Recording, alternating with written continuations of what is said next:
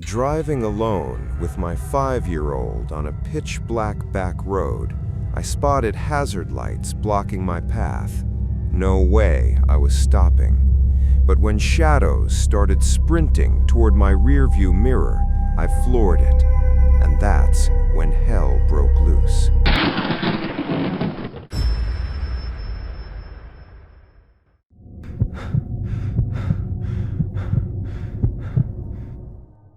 When this specific incident occurred, I was 29 years old and driving a relatively short distance with my 5-year-old daughter. My husband and I had made plans to drive to his parents' house outside the city and stay with them for a couple of weeks. My husband works late into the day, so we agreed that it would be better if my daughter and I left first, and my husband would follow a couple of hours after us. It was winter, so it got dark early. We left at around 3 p.m., and by 4:30 it was already completely dark outside.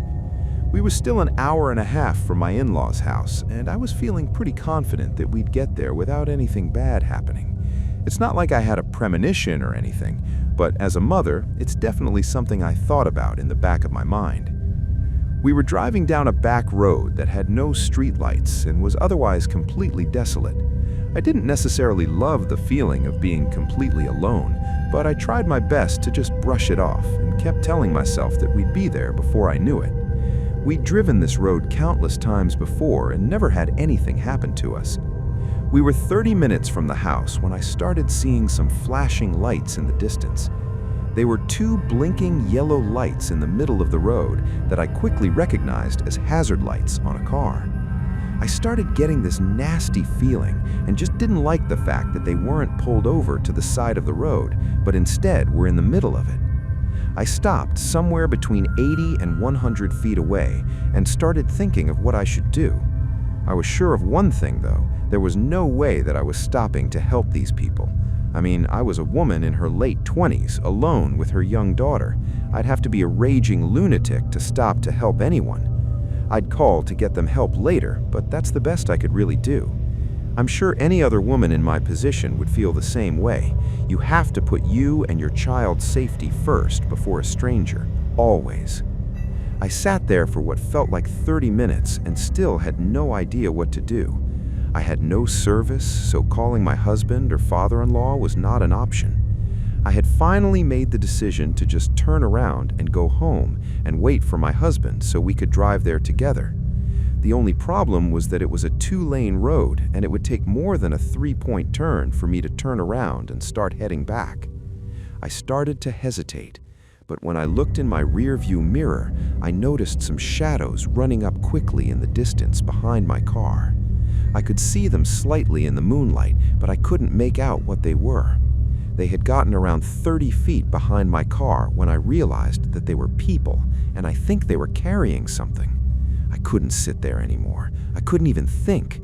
It was like my body reacted before my brain did. I put the car in drive and floored it. It wasn't a crazy fast car or anything, but it did what I needed it to do. I was speeding right towards the stopped car and had no choice but to drive on to the side of the road past them as best I could. As I passed, I saw more people started to come out from the side of the road. They started throwing things, pretty much anything they could to get me to stop. I sideswiped one of the people and they fell back onto the road. Something hit my windshield and it even shattered a little bit. Whatever it was went flying into the passenger seat. I screamed from the impact and felt bad because my screaming made my daughter begin to scream and cry. I told her everything was going to be okay, but she was 5 and nothing I could say at the time was going to make her feel any better. I just kept driving forward, not letting up on the gas. I was trying to build as much distance as possible between us and those people. Before I knew it, we were pulling up onto my in-laws' street. They had a guard gate in the front and I pushed the button to be let in. They immediately could tell that I was in distress when they answered the gate. We were let in, and my father-in-law met me at the driveway with his gun. I was bawling, and my daughter was sobbing into her grandma's shoulder. They brought us inside, and I told them everything that had happened. My father-in-law has always been very protective of me and my daughter, and I could tell how angry he was getting. He kept asking me if they had followed us here, And honestly, I had no idea. I hadn't been paying attention to the cars behind me. I was just focused on getting to their house where I knew we'd be safe. My in-laws are the kind of people that are very serious about their security. They have countless firearms and security cameras everywhere around and inside their house and property. They checked the cameras and noticed the same car passing by the front gate over and over, like it was driving down the street, turning around and coming back multiple times. We decided it was time to call the police, but when they did, they said that they couldn't do anything for us since it wasn't technically an emergency and it was so far outside their city limits. I guess when you live far enough outside the boundaries of where the local police typically serve, they can only help in life or death situations. My father-in-law very explicitly told them that if anyone entered their property, they would be shot on sight. They told him it was within his rights, and that was it. He armed me and my mother-in-law and told us to wait inside. He called my husband, who was still an hour away, and went outside to check the property. We watched the security cameras, and just as he was approaching the gate, the car pulled up again, but this time it stopped right at the gate. Two people got out of the car, and they clearly hadn't spotted my father-in-law walking up to the gate. They tried pushing it open. Because we couldn't hear what was going on, all we saw was my father-in-law run up to them and fire a shot in the air. We could tell he was screaming something at them, but we didn't know what. They scrambled back into the car and sped off quickly. We weren't sure if they'd be back, but I had a feeling that that was the end of it. My husband got to the house an hour later and kept continuously apologizing to me for having me drive alone, but I kept telling him that it wasn't his fault and the outcome would have been the same if he was with us. We were safe, and that's what mattered. A couple of days later, we heard the news that there had been a few carjackings in the area, but thankfully no one was seriously injured in the process. I still hate to think about what would have happened if I hadn't seen those people sneaking up on us behind the car. What would they have done? I don't even want to know. I'm grateful we're okay, and I will say that I don't drive anywhere at night without protection, whether that be my husband or a gun.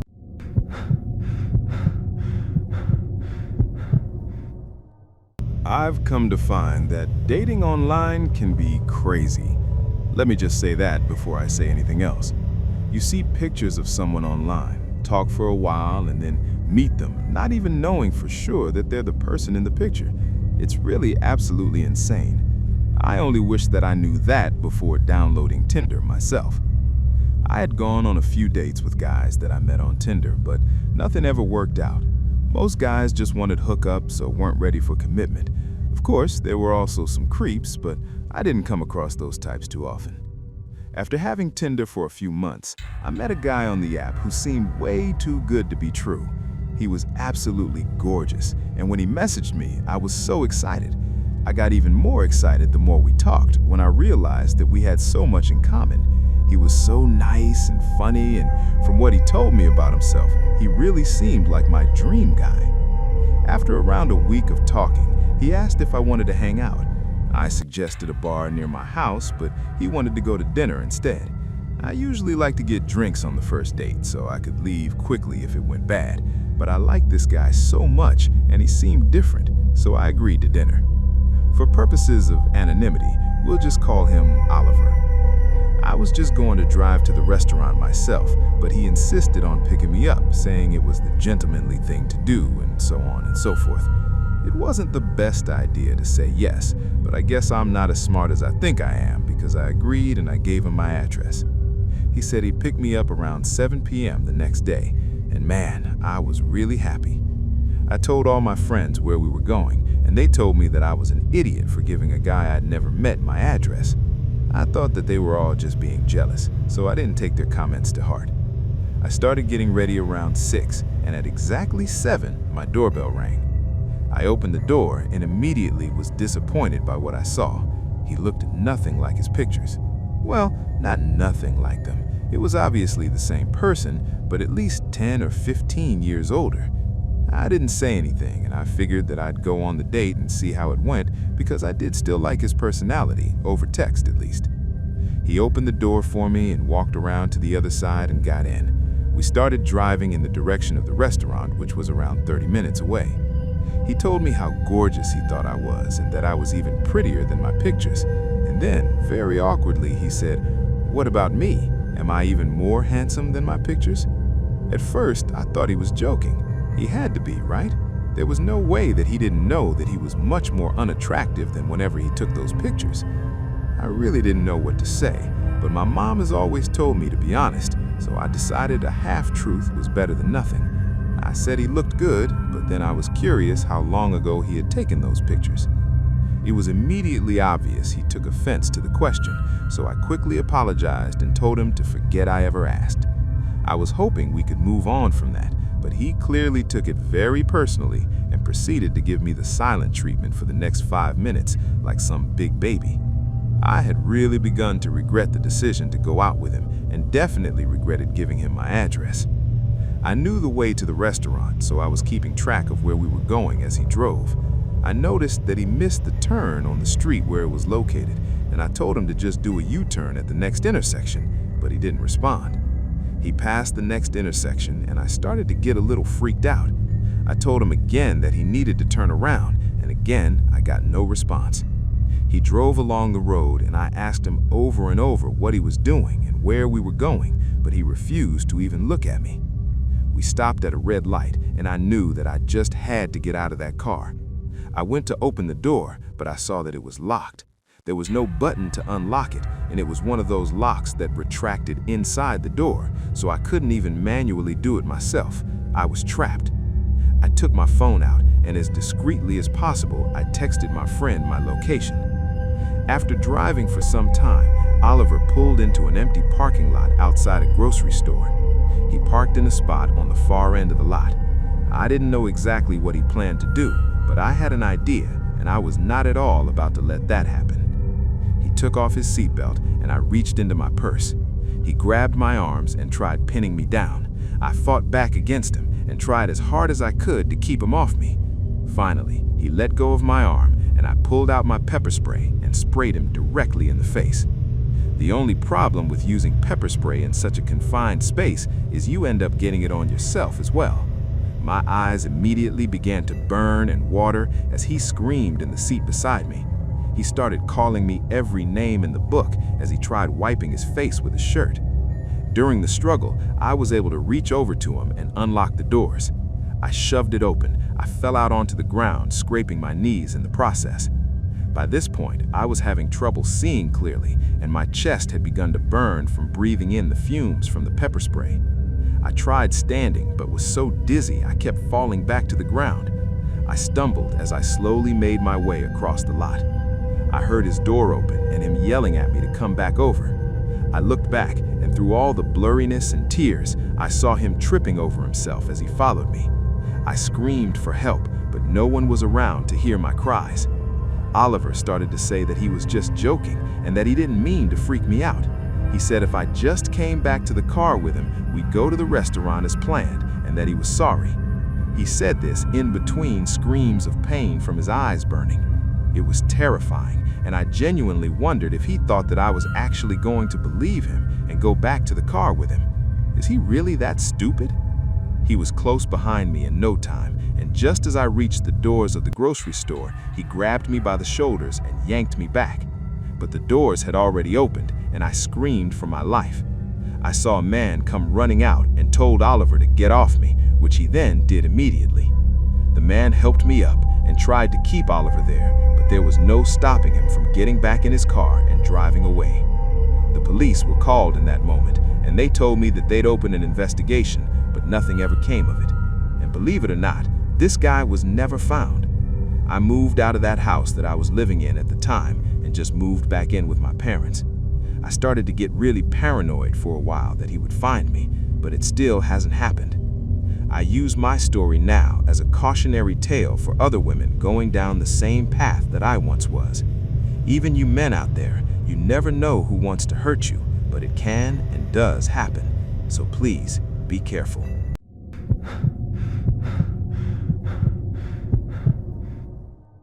I really wasn't planning on telling this story, but it's been a few years and I'm not as freaked out by what happened as I used to be, so Why not? I was only 19 at the time. I moved across the country the year before for college and had never had any issues driving home for the different breaks that we had over the school year. It was winter break, and my mom really wanted me to come home that year to celebrate the holidays with my family since I hadn't the year before. I agreed, but I really didn't want to leave my car for weeks. There had been a lot of car break-ins in the city that I lived in, and leaving my car to be vandalized, broken into, or stolen just was not an option to me. I told my mom that I'd be driving home, and she wasn't too happy about it, but understood. She offered to have my dad fly out and drive with me, but I didn't want them to go through all that trouble. I thought a few days on the road by myself would be a good thing. I'd been having issues in my personal life, and having the time to think about it without any distractions seemed like a good thing to me. I packed up a few bags that would last me the next few weeks and said bye to my roommate, who was pretty bummed out about me leaving, and headed out the door. Thinking back on it now, my car probably wasn't worth what I went through during that drive home. It was a 20-year-old Honda Civic that had the propensity to break down a lot, and by a lot, I mean at least once a month. I just didn't have the money to replace it. I hopped in the car and was on the highway within a few minutes. I got some coffee before heading out of the city so I could stay awake as long as possible.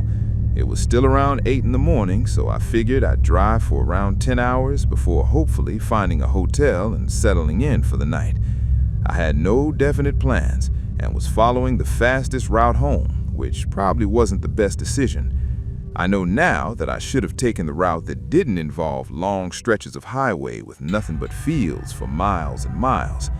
I stopped a few times for bathroom and snack breaks, and by around 7 p.m. I was done. I'd been driving for almost 11 hours and didn't want to be a hazard to myself or others on the road if I kept driving while being that exhausted. I found a relatively nice hotel and got a room for the night and continued my drive the next morning. That day, I'd be driving through parts of the Midwest, and it wasn't necessarily something I was looking forward to. The last time I drove through it, it was a lot of just flat land and cornfields, both things I thought were boring to look at on a long road trip. It was winter though, so there was no corn. The weather could have been better, but I had no issues the day before, so I hoped that it would stay that way. The day went by faster than the previous one, and the sun was down before I knew it. By 6 p.m., I was feeling pretty good to keep going, so I passed through the next city and drove on. Around 7, I started hearing a knocking sound and wanted to cry when I realized that it was coming from my engine. It had started to snow, and my car began to creep along the road until I pulled to the side of the road where it completely gave out. It was getting cold without the heater on, and I knew that I had to get help very soon. I checked Google Maps to see if I was close to another city, but the next town, albeit a very small one, was still almost an hour away. I tried calling my parents to tell them what happened, but my service was completely out. I decided to use the emergency calls only button on my phone to call for help, and thank God it worked. The only problem was the closest officer that could respond was at least an hour away in the town that I mentioned earlier. I told the dispatcher that obviously I'd wait, and she instructed me to lock the doors and try to hide myself inside the car enough to where it looked as though no one was inside. Apparently, right where my car decided to die on me also happened to be a very sketchy section of the highway that wasn't very safe for stranded drivers, especially young women. I'm not gonna lie, having the dispatcher tell me that made me feel physically ill. I felt like I was gonna have a heart attack with how fast my heart was racing. I put up a sun shield in the windshield area and thankfully had 3 extra ones in the car from when I went car camping. I decided to put those along the sides and back windshield as well, so no one could see in and it would look almost black from the outside. Around 30 minutes into me waiting, I started getting the feeling like somebody was watching me. I tried convincing myself that it was just because of the situation that I was in, and that all the windows were covered anyway, so there was no way that that was possible. I wanted to shake it off, but the feeling just wouldn't go away. No matter how much I told myself that I was okay, there was something inside of me telling me the situation I was in was about to get very, very scary. I turned on the screen on my phone and faced it in the direction of the windows, not knowing what I was about to see would traumatize me for years to come. At first, I felt some ease, seeing only the reflection of the sunshield. I turned my phone towards the passenger side windows, and in the small crack that wasn't covered, to my horror, a strip of window was visible. And on the other side of the window was the face of a man pressed against the glass with a smile, staring directly at me. My first reaction was this blood-curdling scream. It was a sound that I didn't know that I even had the ability to make. It was like fear itself was manifesting in sound. It almost rang my ears. The second the scream left my mouth, I watched as the man lifted his face from the glass and heard him begin to laugh, the most awful, guttural laugh I'd ever heard. Immediately, I heard the car move as the man violently tried the door handle to get access into my car. I was screaming and crying as he hurled himself around the car, howling like he was some animal between his laughing. It felt like he was taunting me in a way. I called 911 again and was screaming that I needed help now. The woman who answered the second time wasn't as friendly as the first I'd spoken to only 30 minutes prior. She kept yelling at me to stop screaming, otherwise she wasn't going to be able to help me. I was crying, trying my best to calm down, as the man outside began to bang on my window with what sounded like a hard object that possibly would make it possible for him to break into my car. The dispatcher began threatening me, telling me that it wasn't okay to prank 911, even though I insisted what was happening was very real. After 10 minutes of just pure agony trying to make her understand, as the man just outside my car was putting me through this, she hung up on me. I felt completely helpless in the moment. The only relief that I was feeling was the fact that he hadn't been able to break into my car. I called 911 again, hoping I'd get a dispatcher with more empathy, and thankfully that was the case. A man answered and immediately took my distress into account and helped me calm down enough to get the information he needed. The officer had been sent almost 45 minutes before and now was only around 10 minutes away. I was told that they'd have him get to me as quickly as possible given what I was going through. I was hopeful, but that hope was ripped away when I heard the sound of what was obviously a rock being thrown at my windshield. It shattered just enough to motivate the man to get on top of my hood and start stomping the windshield until it was broken enough for him to reach a hand inside. I screamed and climbed into the back seat. I was trying my best to get out of reach of this very insane and clearly dangerous person.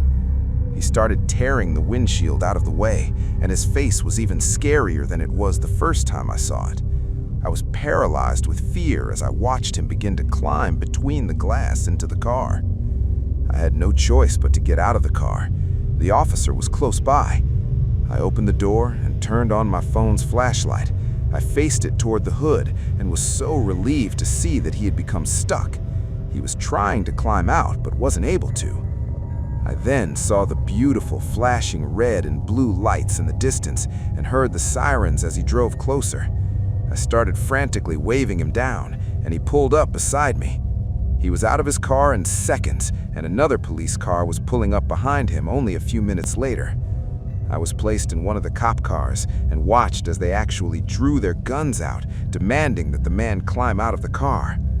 This crazy guy was screaming and thrashing his body around. One of the officers grabbed him by the ankles and pulled him out of the vehicle. The man tried biting him multiple times before being slammed to the ground and handcuffed. They put him in the back of the other car and told me more officers would be coming down to take pictures of the scene, and a tow truck would be down to tow my car. I was driven to the police station and gave my statement about everything that happened. I called my parents, who bought me a plane ticket home from the nearest airport, which the officers were nice enough to drive me to. I wish I could tell you the man who did that to me even gave a reason as to why, but he didn't. He was so mentally deranged that they said he wasn't even fit to stand trial eventually. I guess he was taken to some state mental hospital, where the last I heard he's still there. I wish that there was some justice for the hell that he put me through, and maybe some people would say there was, but to me, it wasn't justice. He isn't being punished. I am. The memory of what happened punishes me every day. It's gotten easier to deal with as time goes by, but it'll always be there to torture me anytime I'm reminded of that man in the window.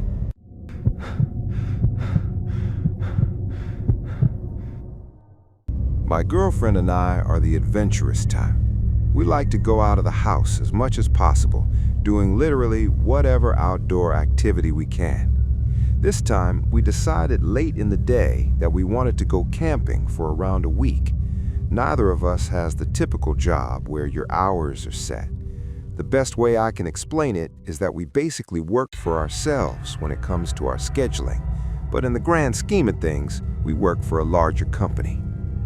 We packed our bags and headed towards the campsite. It's a state park where you can camp for free for up to 14 days without permits or approval needed. We were driving along a dirt road for a while, and I made the horrible mistake of not turning on my high beams.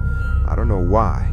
It was something I hadn't thought of doing, and it would prove to be something that I'd regret for the rest of my life. It didn't help that I was also going way too fast for the terrain and time of night. Within a split second, my girlfriend screamed. Only feet in front of the truck, we both saw a large, downed tree in the middle of the road. There was little I could do other than slam on the brakes and hope that we could stop before hitting the tree. Of course, we weren't that lucky. We crashed into the tree, and I was out for a couple of seconds. I remember waking up really groggy, and the ringing in my ears was very intense, but my main priority was making sure that my girlfriend was okay. For purposes of streamlining the story, I'll just call her Jessica. I looked over at Jessica, and she was completely out. It was dark, but the moon was lighting up her face enough for me to see that her eyes were closed. I yelled her name to try to wake her up, but she wasn't responding to it at all. I took my phone out of my pocket and turned on the flashlight and pointed it at her.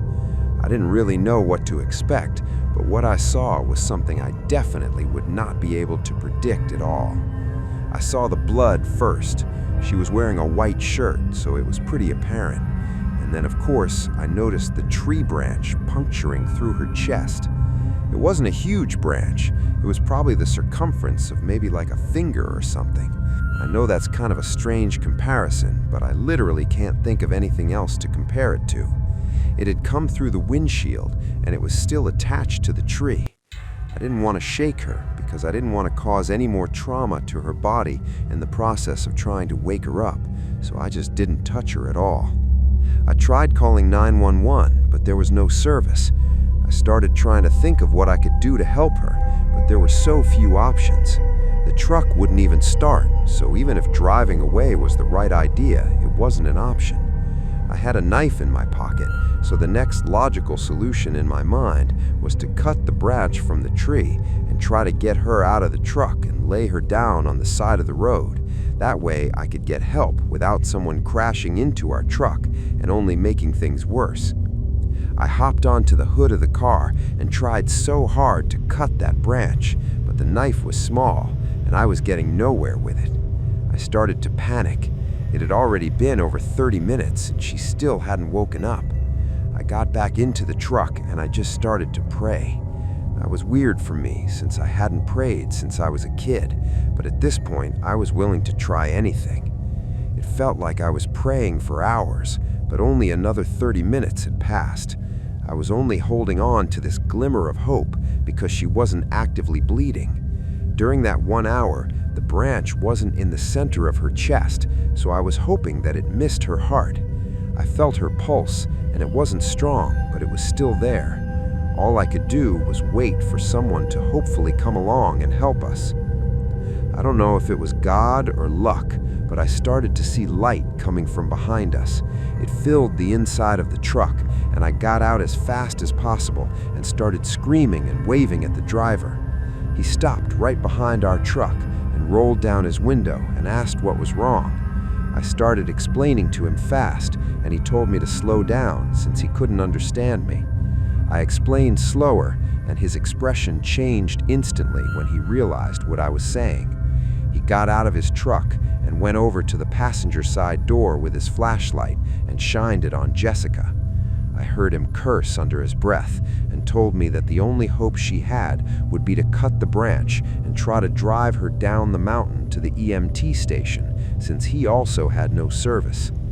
He had a chainsaw in the back of his truck, and I was terrified the shaking of the branch would hurt her even more, but there really was no other choice. He started sawing about a foot in front of her chest. I covered her with a blanket to try to minimize any sawdust from getting in the wound. It did vibrate her body a little bit, but she wasn't conscious, so at least she wasn't in pain, so I thought. Finally, she was free from the tree. The man helped me pick her up as gently as possible, and we placed her in the back seat of his truck, laying down. I got into the passenger side, and the man turned around and began driving down the mountain. Jessica stayed unconscious the whole time. It took us 20 minutes to get to the EMT station that I didn't even know was there. They were surprised to see us, since usually they get called to emergencies. They loaded her into an ambulance, and I got in with her. The nearest hospital wasn't too far away, thank God, but it wasn't a trauma center, so she had to be airlifted to the bigger city that was around an hour away by helicopter. She had a punctured lung, but thankfully she hadn't lost much blood, and her heart wasn't damaged at all. The doctor said that if it had been only an inch to the left, it would have pierced her heart, and she probably would have died within minutes after the accident. She stayed in a coma for almost 2 weeks, and when she eventually woke up, she could barely speak because of the pain that she felt in her chest. She stayed in the hospital for over 2 months. She had intensive surgery to try to repair all of the damage, but it's possible that she might even need a transplant for her lung in the future. I'm just grateful Jessica survived, and we've stayed in touch with the man who saved her life. Jessica is currently still on oxygen and has trouble breathing from time to time. I take her to monthly appointments, and we're doing everything we can to hopefully someday see her fully recover, although we've come to terms with the fact that that may never happen. I asked her to marry me while she was still in the hospital, and she said yes. No matter what happens, I'm looking forward to spending the rest of our lives together. I'll never forget that night, and oftentimes I struggle to forgive myself for what happened, but I'm also glad it's something that she doesn't have to.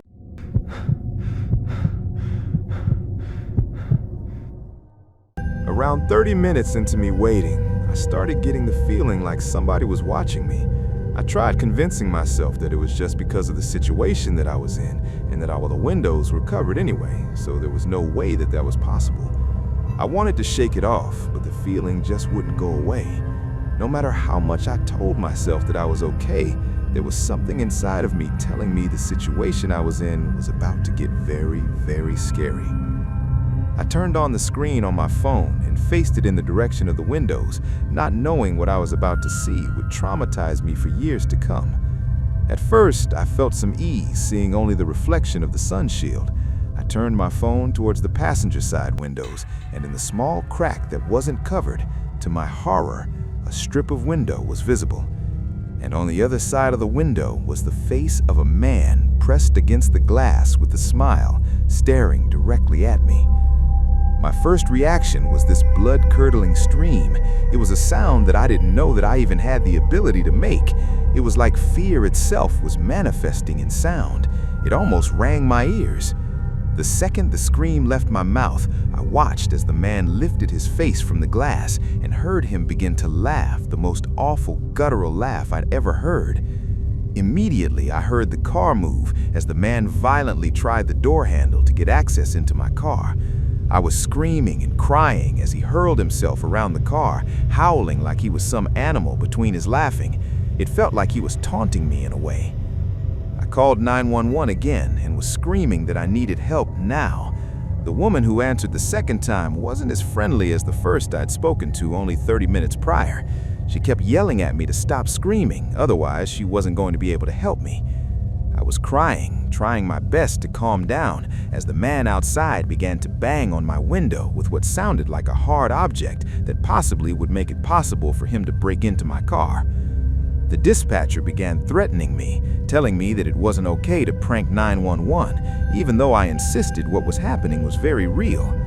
After 10 minutes of just pure agony trying to make her understand, as the man just outside my car was putting me through this, she hung up on me. I felt completely helpless in the moment. The only relief that I was feeling was the fact that he hadn't been able to break into my car. I called 911 again, hoping I'd get a dispatcher with more empathy, and thankfully that was the case. A man answered and immediately took my distress into account and helped me calm down enough to get the information he needed. The officer had been sent almost 45 minutes before and now was only around 10 minutes away. I was told that they'd have him get to me as quickly as possible, given what I was going through. I was hopeful, but that hope was ripped away when I heard the sound of what was obviously a rock being thrown at my windshield. It shattered just enough to motivate the man to get on top of my hood and start stomping the windshield until it was broken enough for him to reach a hand inside. I screamed and climbed into the back seat. I was trying my best to get out of reach of this very insane and clearly dangerous person. He started tearing the windshield out of the way, and his face was even scarier than it was the first time I saw it. I was paralyzed with fear as I watched him begin to climb between the glass into the car. I had no choice but to get out of the car. The officer was close by. I opened the door and turned on my phone's flashlight. I faced it toward the hood and was so relieved to see that he had become stuck. He was trying to climb out but wasn't able to. I then saw the beautiful flashing red and blue lights in the distance and heard the sirens as he drove closer. I started frantically waving him down, and he pulled up beside me. He was out of his car in seconds, and another police car was pulling up behind him only a few minutes later. I was placed in one of the cop cars and watched as they actually drew their guns out, demanding that the man climb out of the vehicle. This crazy guy was screaming and thrashing his body around. One of the officers grabbed him by the ankles and pulled him out of the vehicle. The man tried biting him multiple times before being slammed to the ground and handcuffed. They put him in the back of the other car and told me more officers would be coming down to take pictures of the scene, and a tow truck would be down to tow my car. I was driven to the police station and gave my statement about everything that happened. I called my parents, who bought me a plane ticket home from the nearest airport, which the officers were nice enough to drive me to. I wish I could tell you the man who did that to me even gave a reason as to why, but he didn't. He was so mentally deranged that they said he wasn't even fit to stand trial eventually. I guess he was taken to some state mental hospital, where the last I heard, he's still there. I wish that there was some justice for the hell that he put me through, and maybe some people would say there was, but to me, it wasn't justice. He isn't being punished. I am. The memory of what happened punishes me every day. It's gotten easier to deal with as time goes by, but it'll always be there to torture me anytime I'm reminded of that man in the window.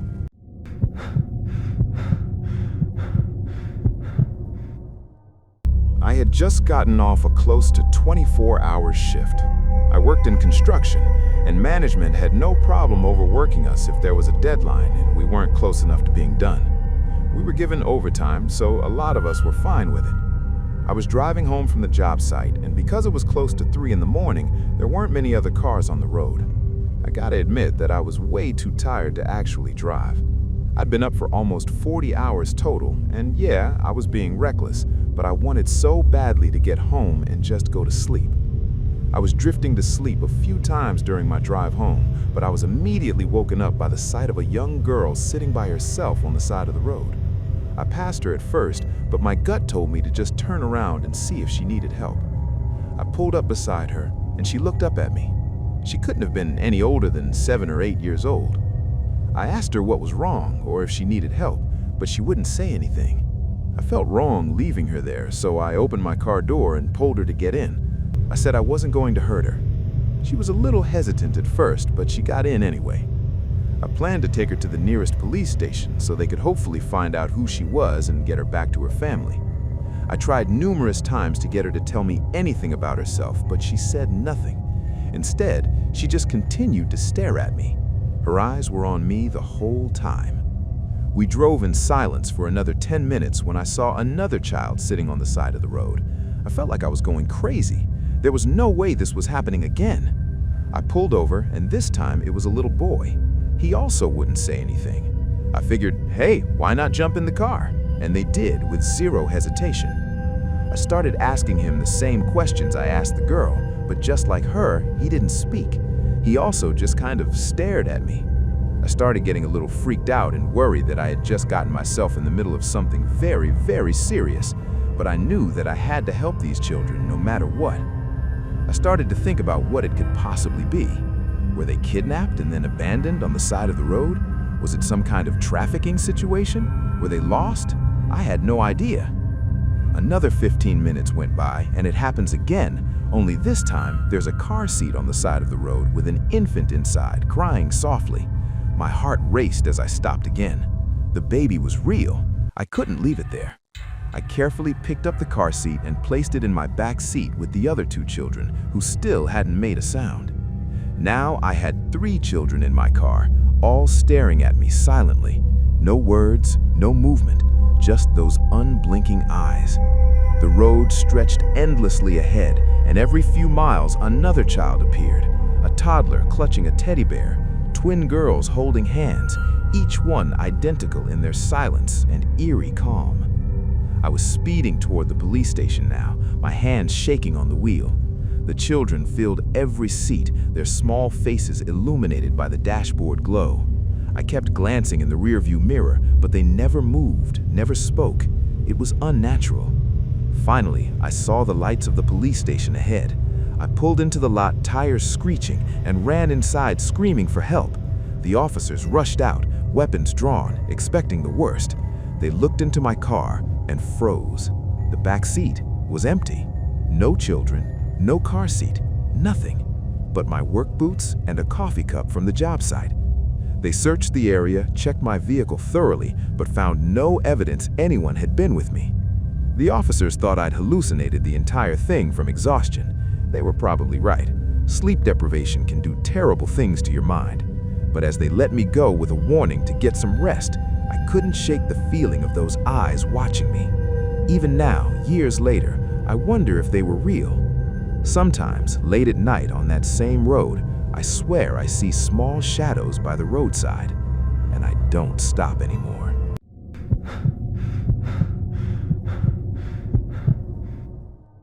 Imagine cruising home late at night when a blood-curdling scream pierces the silence, calling for help from the dark woods. Do you run toward it, or is it luring you into a nightmare? I was driving home from work one night, taking my usual route home. I got out at midnight, so it was probably 12:15-ish. At this point, my town is pretty quiet and boring. A lot of woods everywhere, not a lot of people or houses. I was on this road, not far from my house, a cornfield on one side, a patch of woods on the other. It was midsummer and like 75 degrees, so I had my convertible top down. I was cruising down the street, going like 50, when I heard a loud, blood-curdling woman's scream come from one side of the road, but I couldn't tell which one. I brought the car to a quick halt by slamming on the brakes and listening. There was a woman's cry from the left side in the woods. She was crying for help. I got out of my car, grabbed the baton from my back seat. I walked towards the woods, called back, "Who's out there?" The woman immediately called back, "Please, help me!" I began to run into the woods, swiping all the twigs and bushes out of my way. I yelled out to the woman to keep screaming so I could find her. She'd every 10 seconds or so scream, "Help!" I'd approach in that direction, running, screaming back. But pretty soon, I started to realize no matter how far into the woods I went, the woman's yells didn't seem to get any closer or louder. If anything, they were always the same distance, even though I was booking it straight in the direction of the screams. I screamed out, "Tell me where you are!" About 5 seconds later, the woman once again screamed out, "Help!" I stopped in my tracks. Now I didn't like this. I started to feel like I was walking into some kind of trap. I turned around, started running back in the direction I came. I ran and ran until I could see the flashing headlights of my car on the side of the road beyond the trees. The whole way back, I still heard the woman's screams, but they were still the same distance, no matter how much closer to my car I got, as if she were following me back. Was I being stalked? I got my car and just drove out of there, completely freaked out. I called 911 to report it to the authorities in case they'd want to investigate it. I wasn't sticking around there, though. I was tired. After telling a few friends and family about the strange encounter, I was ready to move on with my life. But a week later, I saw something on the news that made me sick to my stomach. The dead body of a 30-something-old woman was found in the woods by a man hiking with his dog. Oddly, there were no signs of foul play. The location that the body was reported to have been found was the same general area where I heard the screams. While that patch of woods is very big, I can't help but feel that would be a huge coincidence.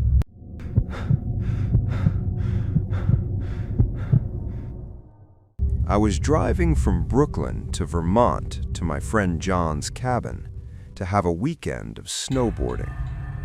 I had two cars at the time of this story, a 2013 BMW 3 Series and a 2006 Ford F-150, which I was driving on this particular night. I had my snowboarding gear in the bed of the truck. I was about 45 minutes from my buddy's cabin at this point. It was late, like 1 a.m., pitch black on these roads, and it was snowing. There were like no other cars on the road up there besides me at that hour.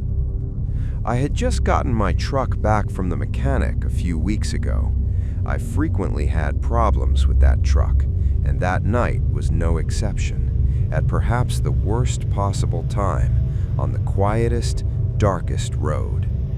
Suddenly, my engine starts to completely overheat into the red zone. I slowed down and pulled onto the side, waited for it to cool down again. Then I slowly got back on the road, but even at a slow speed, the needle went back up to the red. The engine was overheating again. I had to pull over and turn off the truck. I went under the hood to try and diagnose the problem, but I couldn't in the dark, in the snow. I had to call John. On this road, the reception for T-Mobile was non-existent. I couldn't even call for help. In the moment, I felt screwed. I went into the truck to turn it on again and at least wait in the heat of the truck as it idled. It didn't seem to overheat while idling. I tried one more time to drive, but the same thing happened again, so I had to wait like 10 minutes before I saw a car passing. I had my hazards on, opened the door, waved my arms. The passing car stopped. It was some little Toyota. The guy rolled his window down. I thanked him for stopping, asked if I could use his phone. He asked what happened. I told him my truck was overheating and was undrivable. He then asked me if I'm all alone. I paused for a second and said, yeah. He reached for his cell phone and handed it to me. He must have been a local because he had bars. I called my friend John. He picked up, asked him what I should do. He told me to call this specific towing company nearby and that he'd come and pick me up. I gave him my exact location. He said he was going to head over. After that, I called the towing company he gave me, requested assistance. During both phone calls, the guy in his car watched me the whole time. I tried to not look back, though. After my phone calls, I handed the man back his phone, thanked him. He said, "You're welcome," without saying anything else. He rolled up his window, drove down the snowy road into the darkness ahead. I watched as his taillights disappeared completely as he descended below the top of the hilly road above. I was once again alone. Got back into the idling truck to be in the warmth. I flicked the headlights off for a second, just to get an idea of how dark it was outside. When I say I couldn't see an inch outside the windows, I'm not exaggerating. It was pure blackness. I sat in the truck, waiting and waiting.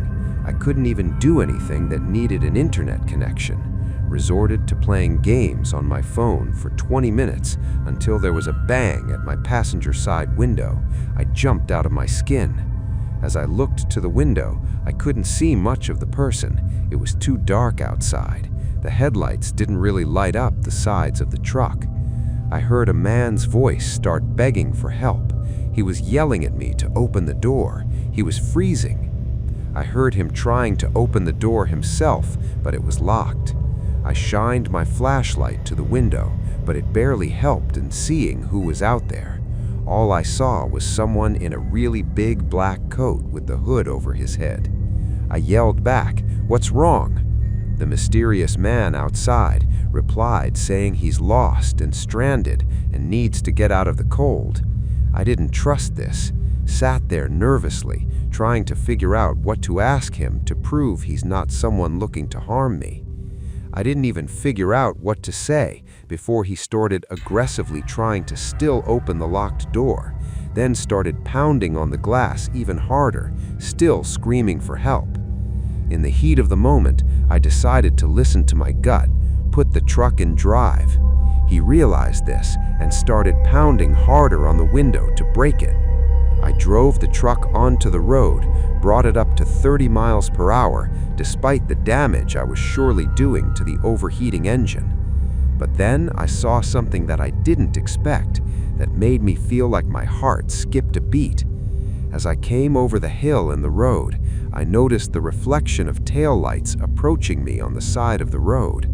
As I passed the parked car, I realized it was that same Toyota from earlier, the one that the man was driving. I slowed down, lowered the window to see if the man was in the car, but I didn't see anything. It seemed like the car was empty. I looked out the window for a second behind the car. My taillights lit up footprints in the snow, meaning that man who was banging on my window was him. He was trying to trick me into opening the door to do who knows what.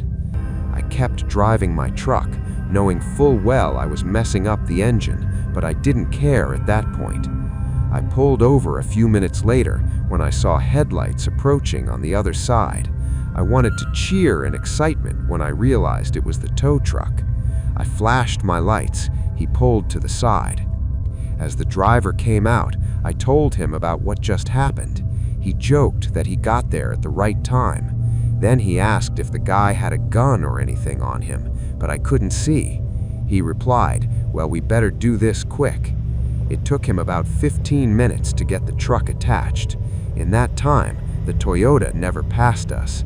It was possible he turned around and went the other way for this exact reason. I used the tow truck driver's phone to call John again, tell him to just meet us at the body shop. To summarize the rest, John and I still went snowboarding that weekend. The body shop replaced the broken water pump in my truck, causing the overheating. I sold that truck a few weeks later. I'm glad I didn't lower my window or unlock the doors to that man trying to get into my car in that setting. I could have been murdered. No one would ever have known who had done it.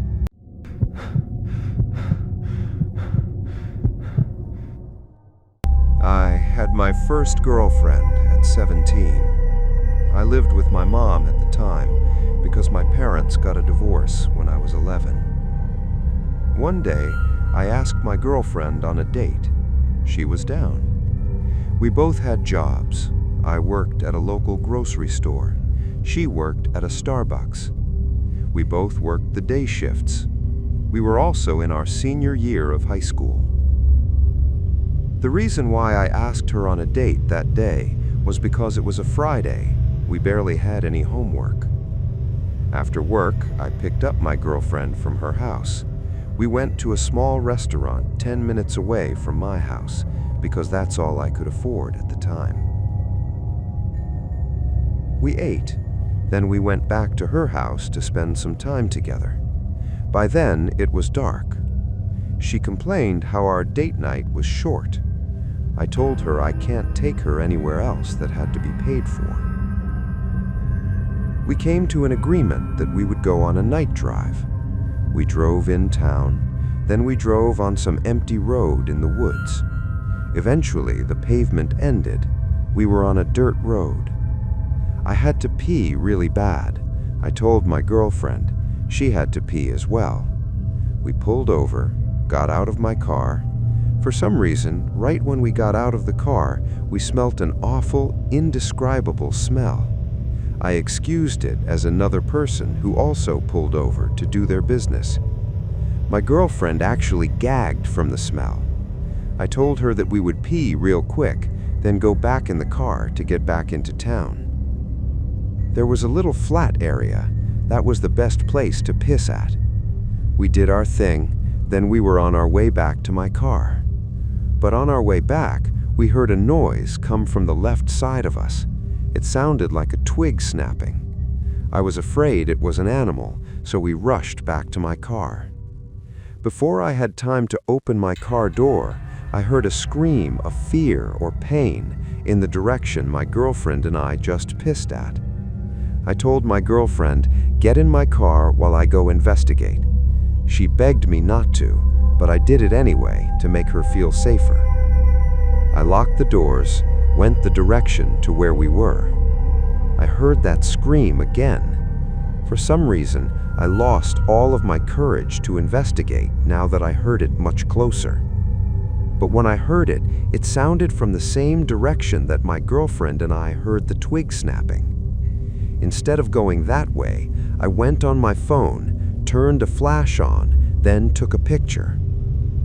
Once the flash went off, I saw a man in a white shirt with black stripes, with some blue tarp right in front of him. He was just standing there. I didn't hesitate to dash to the car, unlock the doors, got in my car, put it in drive, floored it. My girlfriend kept asking me what happened. She saw I was scared. I told her I would explain later. We got back at the shadier side of town, then drove back to my girlfriend's house. We entered the house, went into her room. That's when I told her I saw the man with the blue tarp in front of him, just standing there. I showed her the picture. She was just as creeped out as I was. She let me spend the night because we were creeped out. It was a Friday. We also had no work or school the next day. That was by far the scariest moment of my life. We aren't in a relationship anymore. I'm 23, she's 22, but we remain as best friends.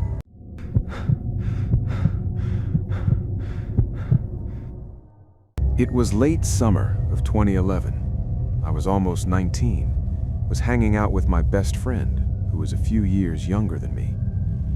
We live in a very rural area of southwestern Virginia, about 15 minutes from Mount Airy, North Carolina. Around here, pretty much everything closes by 10 p.m., so you have to find your own ways to pass the time. But that was never a problem for us. We could always find a way to have fun. The night started out harmless enough.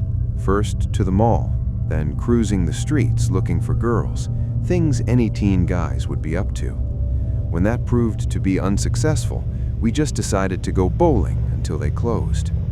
We then went to Main Street a little before midnight just to walk some of the back alleys, acting like the edgy badasses we thought we were. But we never felt like we were in any danger, as there isn't much violent crime in the area. After we'd walked all the streets, we got bored with this, decided to grab a bite from Waffle House, as this was pretty much the only late-night dining option at the time.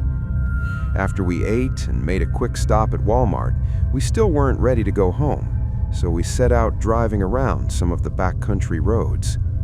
This was nothing new to us. As I said, around here you have to make your own fun. Late-night drives were always our thing. The stretch of road we were now on, I had only driven maybe once before, during the day though. It wasn't far from where either of us lived, we just had no reason of going down it. While still in Carolina, The road is paved, but within a mile, it enters back into Virginia and turns into dirt, like most of the dirt roads around here. The county doesn't really give this one much attention since it's so far out of the way. Very few houses on it.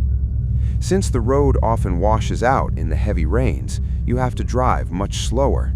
Being as unfamiliar with it as we were now traveling at a crawl. While we were both now on edge, we tried not to think much of it. We figured it was just someone stepping out for a cigarette, but it's just his demeanor that was so uncomforting to us. While nothing came from that man watching us, this was only the beginning. We gradually picked up our speed as we were becoming a little more unnerved the more we talked about it. Within just a few minutes, though, we came to the end of the road. We were back on the hardtop road that I was much more familiar with, that I drove about once a week. We turned right. We were feeling much better as we could pick up our speed, leave the thoughts of that man behind us. We enjoyed the sights from this road as it travels the top of a small mountain ridge, offering beautiful views of the town below. After a couple miles, we had reached the end of this road, made another right to make our way back to my house. This road is a little more wooded than the one we had just turned from, but I was even more familiar with this road, as I drove or ridden it literally thousands of times before. As we're making our way back toward the main highway, we saw something up ahead in the distant reaches of my headlights. Deer are horrendous around here, so we figured that's all it was, slowed down. We began to notice it was much whiter than the brown fur of a deer, so we're both used to seeing the occasional albino, so still assume that's all it was. As we got closer, we noticed it was no animal at all. It was definitely a human, hunched over with their back to us. They were walking in the left lane against traffic, as one is supposed to. I looked back at my friend. He asked, "What the hell are they doing walking at this time of night?" I looked back towards the person, could finally make out the shape of an older-looking woman with long, scraggly gray hair, wearing a white t-shirt and white pants. She still had her back turned to us until we were about 50 feet away. That's when she turned to us, and we got the first look at her face. I don't want to say she was on meth or other drugs, but that's the look she gave off. Deep eye sockets with heavy dark bags under her eyes, greasy hair, very aged skin. Not sure how old she actually was, but if I had to guess, I'd say mid-40s to late 50s, but that wasn't the worst of it. She put her hands in the air, started waving them frantically, running towards us. When she did, we could see what looked like dried blood all over her front shirt and pants, as well as what looked like a big knife in one of her hands. We weren't sure what she wanted, but that desire to be edgy badasses was instantly erased. We floored it, didn't let off until we reached the highway. We were so terrified of the entire ordeal, what would usually be a 5-minute quick drive to my house became a 35-minute detour, just on the absurd thought that she could somehow follow us there. In small communities like this, you know pretty much everyone, but neither of us had ever seen this woman before, nor did we ever again. We kept a watch on local news for any stories about a bloody woman being picked up, but never heard a thing. I can't even begin to come up with an explanation why she would be walking the backcountry roads at almost 4 in the morning in her shape and condition, with blood on her clothes and a knife in her hand, with all the risks of human or animal altercation she faced. Fast forward to present day. I now live with my wife on that peaceful road on the mountain ridge between the two roads of the incident.